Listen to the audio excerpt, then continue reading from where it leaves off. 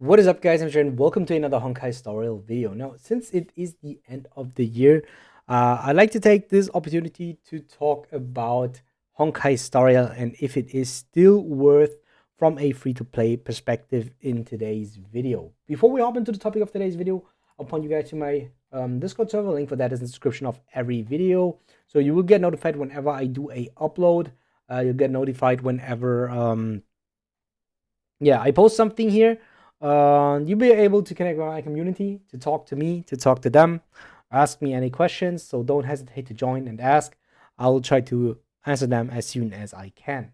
All right, with that out of the way, let's get back into the topic of today's video. So I will just do it a little bit like a podcast, mini podcast again in today's video while I do some farming on the side. So yeah, it's mainly about Honkai Star in general.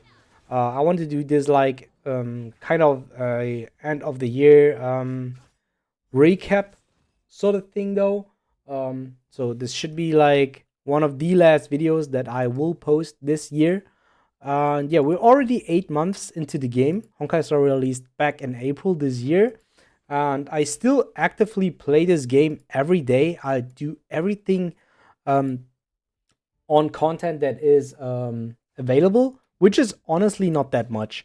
So how I came to the idea to doing this video, because a friend that started with me, who stopped the game like after 3 months, recently just asked me if I'm still having fun playing Honkai Star Rail. And I honestly had to say like to him, it's okay. I think like if I wouldn't be a content creator, I don't know. Maybe I think I would still play it, even though if I would not make content to Honkai Star Rail, because like overall, um, what I really appreciate about the game is that they constantly keep making it better, and that is what I think is very important to me when I start a new game. That I see that the developers are interested in what the player base is saying. Um, I was playing like a lot of different gacha games, and for me, a time span of 8 months is actually not that long. But like compared for to a new game, I think 8 months is a really time span, a really long time span for a gacha game or for a new game. I feel like if you start a new game, like usually, if you think about it, would you like play a new game longer than I don't know, 2 months maybe? Like if you would like play another game, I don't know. I think there are like not a lot of games that you would play like for 8 months. That's why I already think that playing Honkai Story for 8 months is a really long time span. And now I have a really good idea about the game. I do know a lot more about the game. I think like that my knowledge about this game is definitely above average. I don't know. I would consider myself an expert, like that I'm the best in every category, but I definitely would consider me as a well-known person about this game. And sometimes it happens that I make mistake because I think it's at the end it's still normal. Everybody makes mistakes. Sometimes there is always the language barrier because English is not my mother language, but I still try to explain it as well as I can with the words that I know. And yeah, which is not the topic that we're all want to talk about because we want to actually talk about the game. And yeah, I really have to say, Honkai, like what I noticed overall, play after playing Genshin and moving from Genshin to Honkai Star Rail is that Hoyoverse is really into making like content for casual gamers, um, which is not necessarily a bad thing because since I'm getting older and a lot of people at the same age as me are playing a game like Honkai Star Rail, I think this is like a very good thing that you are able to don't have to play the game the whole day. And I think this is like important now. You don't have the time anymore to play a game like for a whole day because sometimes you have to go to university, sometimes you have to work. I don't know if you're going to school. I honestly have to say you have way much more time to play these games. Um, if you're going to work, um, because I recently just started Black Clover Mobile, and this game is way grindier than Honkai Star Rail. And I noticed on days where I go to work that it doesn't burn me out, but it takes a lot of my time, a lot of my free time. Because after work, I come home, I want to do my dailies at Black Clover, um, which takes like at least 2 hours to play the game to finish like everything optimally. While in Honkai Star Rail, the only thing that I have to do is to do the daily missions, which takes less than 10 minutes, and to replenish my Trailblaze power, which also takes a maximum of 10 to 15 minutes. Not even. So overall, you have to play the game only for 20 minutes, as there is no event ongoing. This is a thing that I appreciate, but like for other players, it could be like that it is not enough content, which I can understand. So I think there are like two sides of the sword referring to Honkai Star Rail. So on the one hand, I think people would think that it is exactly the right amount of content, and on the other hand, people will say it is not enough content. Because your daily, after you finish the story, which if you started the game for new, it is clear, it is obvious that you have enough content. Yeah, for at least 2 to 3 days, you will progress way faster than anyone else who is already playing the game, because you just do the story, and after the story, you will get into your routines into the game. You like things that you would do daily, and then you want to stabilize your account. You will get your characters. You will summon for more characters, and you will increase them. You will upgrade them. Such things, and like for Honkai Star Rail, you will get in this state very very soon. I think like the content is really good. It is the right amount in my personal opinion, like the story content, not the regular content. Um, I think it is a very good amount of content, and I also think like it is the right amount of content.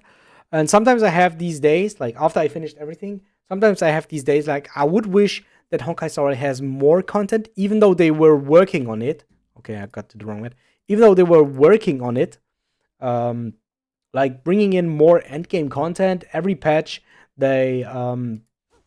They fix certain issues and they bring more content, but still at the end it is not enough. Still at the end it is not enough, because the thing at the end is that Honkai Star Rail doesn't have PvP.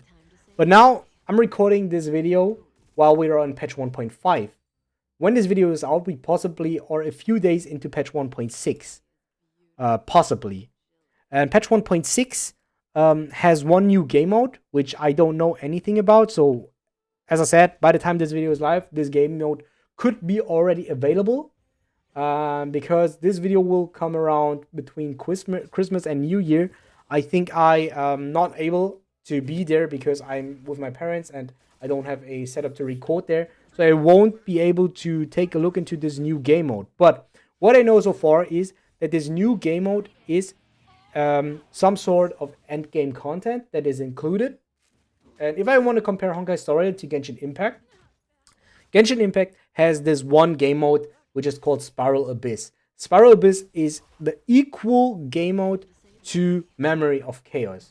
And what I really like about Honkai Star Rail is that they give casual content and they also give endgame content.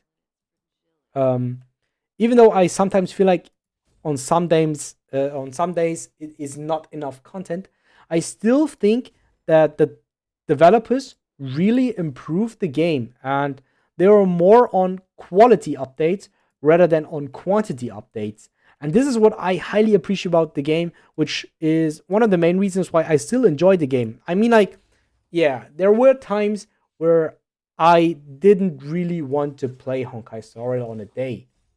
But I never had the feeling, or I never thought of quitting the game. And even now, I'm still thinking, or not, I don't think about quitting the game at all for at least, I'd say, the next 3 to 6 months. I think I can confidently say that I will play this game for at least 3 more months. Because, like, every patch, they're doing such a great work with implementing new things. I mean, like, there were also patches that are not big enough. They were not that big, like in terms of including new content, where they just add in like small quality of life updates. But still, you have to appreciate that they cannot bring out big content on every new patch because a patch ends after 5 weeks. After 5 weeks, and in 5 weeks, you have like a certain amount of content, and you have two new characters with reruns, or possibly one new character with reruns. And I think like this is the standard amount. Like every 2 to 3 weeks, a new character releases, which is the case like in literally every game that releases characters. It doesn't necessarily have to be gacha games. Like if we just take a look into League of Legends, if you guys know this game, but League of Legends like pretty much always every 2 weeks has a small patch. Every 4 weeks basically has a big patch, and I don't know. It's not like once a month they bring out a new character, but they bring out a new character very regularly. Uh, but yeah, like in gacha games, as I said, in gacha games, yeah, every 2 weeks there's at least a new character release or a character that comes back that has been gone for a while. And I think like this is like standard. So this is not something that I would complain about Honkai Star Rail. Something that I would complain about Honkai Star Rail is the relic system, because I think this is way worse than the one from Genshin Impact, and I already think that the one from Genshin Impact is horrible. Um, so I would like if they implement something where you can reroll your substats, or maybe reroll your main stat. They already have included like this self-modeling resin. No, not the self-modeling resin. The item where you. Oh, yes, it is self-modeling whatever. No, yeah, it is self-modeling resin. Sorry, the self-modeling resin where you can choose at least your main set. So this is a very good beginning. This one was included at the start of the game, but I think now that the game is 8 months old, I think you can include a little bit more opportunities to give the players a possibility to form relics. Like, yeah, what is good is that every patch they do 1 till 2 double drop events, like for anything. So sometimes they, right now, they do double drops on upgrade materials. Sometimes they do double drops on simulated universe, so where you can get the other relics. And sometimes they also do double drops on the regular relics, which I appreciate that they're doing this every patch. Genshin Impact barely did this. They didn't do this every patch. They did do this like every third patch, maybe. And yeah, I think like what they do regularly, what they implement into this game regularly, I appreciate it a lot. So things that are constantly into the game that Genshin Impact never had, because I played Genshin Impact for 3 years and this game now only for 8 months, but it is kind of from the same developers. What I appreciate is like, yeah, one is the regular double drops. Next thing is you get a 3 multi every patch. Genshin Impact barely did this. They barely gave out free summons for free. Like they locked it behind content, and if you played content, they give you out a bit. And they increased it over the first year. It got better, but it was like not perfectly. Why Honkai Star I feel like is very generous. Like just take a look at my Stellar Jade. I'm completely free to play, and I have over 16k. The last character that I pulled for was Jing Liu. I mean, yeah, it is quite some time, but I never felt the necessity of pulling for every character. And I really enjoyed being free to play because I never was free to play in a gacha game before, and now I am free to play. Now I really have to think about what character I want to summon, and I really enjoy having the light cone for the character because I like to have the matching things of the characters. Sorry, that's why I really had to think about who I wanted to summon. So Kafka was like the first hyped character because she is my favorite character in the game. I was really hyped for her, and I had to wait. I think 3 months, right, or even more. I think like over 3 months. I had to wait over 3 months for Kafka to release. I think she was patch 1.2. Yeah, I think she was patch 1.2. 1.0 was Seele Jingyuan, then there was Loja Silverwolf, and then there was Blade Kafka, and Kafka was on the second half. So this was like nearly 3 months after playing the game. I was waiting for that moment.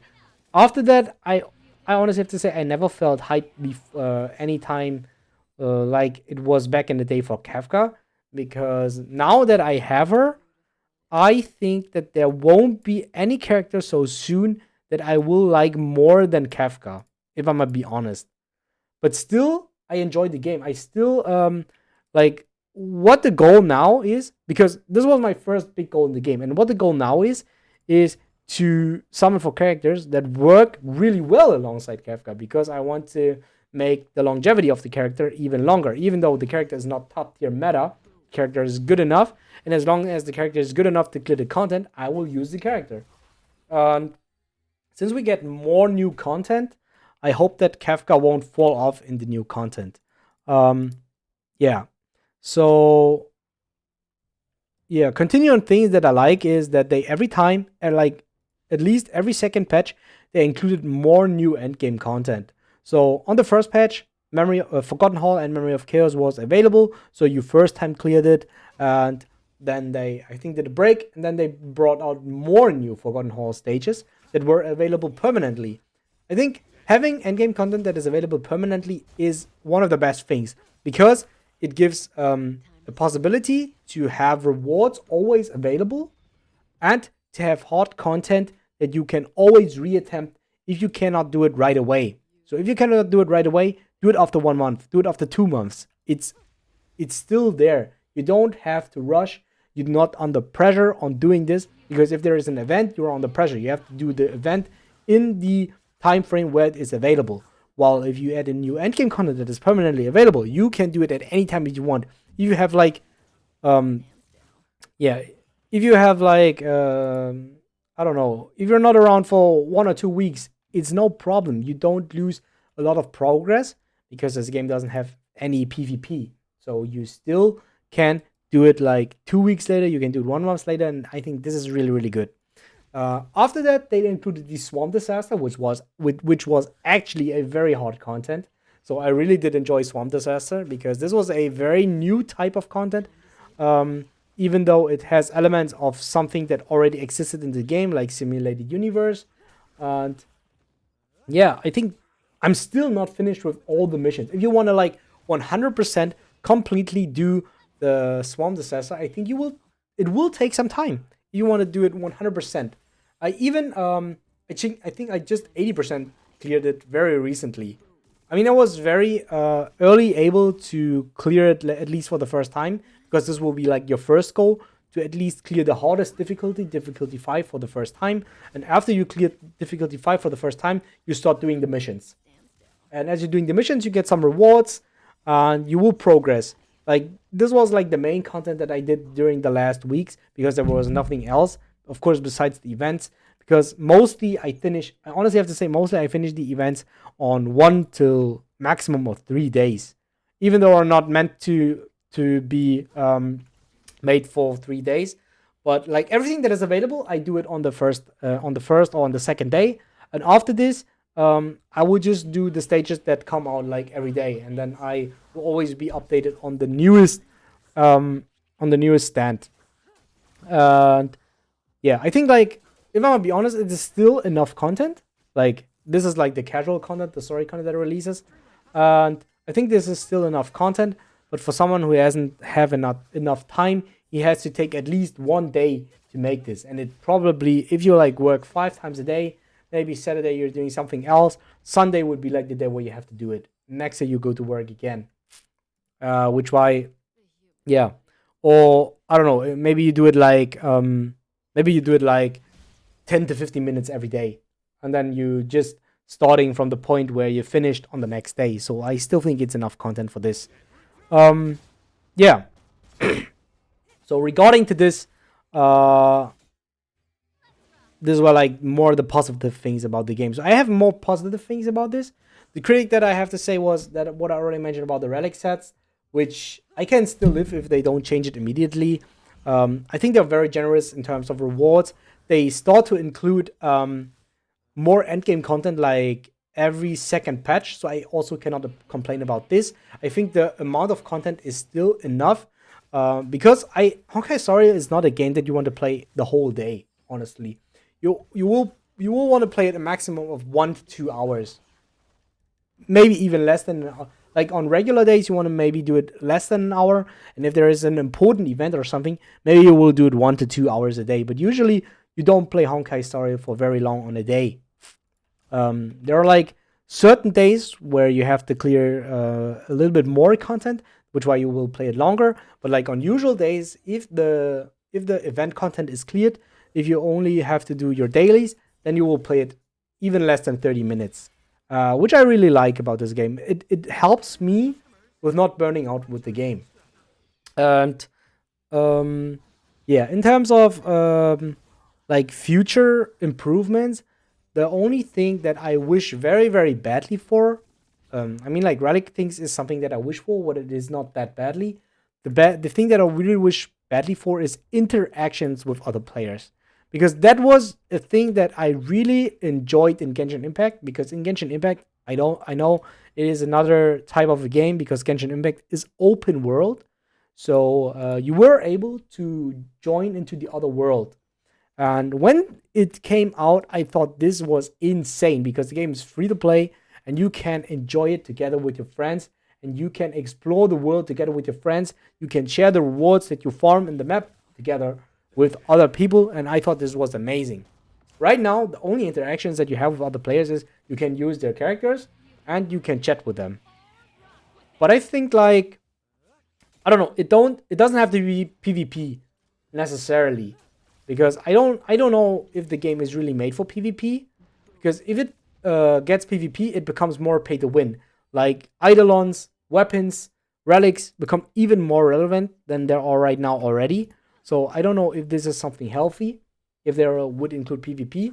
But like the first thing would be maybe guilds, and then guild wars, and guild wars like not in terms of fighting to against each other, like bringing in some certain missions, and then the guild who did more missions like wins, and then they get more rewards than the other team, like something like this. This system is already included into other gacha games like Seven Deadly Sins Grand Cross, like Black Clover Mobile, like Dragon Ball Legends. They already have included this system, even though they all have PvP. But yeah, this would like be a recommendation that I have um, for interacting with other players. And yeah, maybe if they bring out the events, they can do like the same like Genshin, where they bring out a game mode that is limitedly available, that is very similar like Genshin, because Genshin sometimes brings out game modes where you can interact with other players, like hide and seek. I mean, yeah, this is a mini game, but the thing that I appreciated about that not the game, but it was that you were able to interact with other players, and that's why Genshin Impact has such a really great community, or a really big community, um, because you can connect with other players very easily. While in Honkai Star Rail, you cannot really connect with other players. I'm mostly only connected with you, with my subscribers, and with my friends that still play the game. Most of them dropped the game already. I think there are not many people left. Genshin Impact has had a way more longevity in my friend group. I think at least at least 4 or 5 of them played it for over a year, and then they started to leave while I was playing the game alone at the end, because I was doing content, and I was hoping for that moment where Genshin Impact like maybe improves, maybe in next patch they would improve, and then there was a character that I liked, then I summoned for the character, and then I kept playing, and then it was like a cycle. But yeah, after the last patch, I just said to myself, no, I think I have to stop now. The game burned me out, and I have to take a break. Right now, I don't have this for Honkai Star Rail at all, so don't worry about this. I still really, really enjoy this game, because of the improvements, because of everything that the devs are doing in this game. Um, Even though as I said, sometimes I think it's not enough content, but at the end, I'm very satisfied with Honkai Star Rail. What I wish for is having a little bit more interaction with other players. That's like the biggest wish that I have for the new year, and of course that they continue as they did. Because if they stop like implementing more new game end game content, or more new cool content, I really think uh, that wouldn't be that good. So maybe the last critic point that I have is like for the events. If I compare the events to Genshin Impact, I think there is a very high similarity in events. Um, like a lot of dialogues, a lot of puzzles and stuff. This was something that Genshin Impact also made very often. Comparing them to Genshin Impact, I have to say that Honkai Story's puzzles are way easier than the one from Genshin Impact. Genshin Impact sometimes had puzzles that weren't that easy, but I enjoy what I especially enjoy in events in Honkai Story is fighting events because I want to play the game because I want to do turn-based fights. So these are like the best types of events. But I can understand if you don't want to bring the same type of event every time over and over again. That's why I think they tried to keep the mix it up. And yeah, sometimes the last patch, or no, I think this patch with Ho Ho, they just brought like this Halloween thingy event, and I didn't enjoy playing that at all. But the rewards were very good. But I didn't enjoy this event because it reminded me so much of Genshin Impact. And yeah, this at the end, this was like at the end the thing. Maybe maybe this was at the end the thing where I start quitting Genshin Impact because I really thought new events were so annoying. And right now in Honkai Story, I sometimes feel the same. But the big difference to Honkai Story compared to Genshin is that the events in this game are way shorter. They are way shorter. You can do them in 1 to 2 days. Genshin Impact, you have to do it on, I don't know. It takes off. You still can do it 1 to 2 days, but it takes more time. In Honkai Story, I felt like sacrifice 1 day of the whole patch, and you're pretty much set and done for the rest of the patch. You only have to do like the events that are coming, where a stage releases every day, and this will take you another 10 minutes maximum. So you do your dailies, you replenish your trailblaze power, and then you do the events, which is not more than 30 minutes in a day. And I thought like this is very good because then you still can do other things on the day. Yeah. So this was like my last critic point about events in Honkai Star Rail. I don't really enjoy them, at least the last ones, the recent ones, but I still think that the rewards are very, very good. Yeah, I hope you guys got something out of it. Let me know about your opinion. Okay, maybe the last point that I have to say is now the final question. Do I think Honkai Star Rail is still worth from a free-to-play perspective? Yes, I think it is worth. I think Honkai Star Rail is worth if you start now, because if you start now, you have a lot of content. They keep improving. They keep implementing new characters. And if you don't have so much time, if you're not a big grinder, but you like cool aesthetic character designs and fights, I think really Honkai Star Rail is a game for literally everyone. So even after 8 months into the game, as a free-to-play player, I would recommend this game. Even if you're not one to spend or something, I would recommend this if you're not a big tryhard, right? If you can enjoy the game in your own pace, if you don't want to be optimal in every point, because Honkai Star Rail really is about that.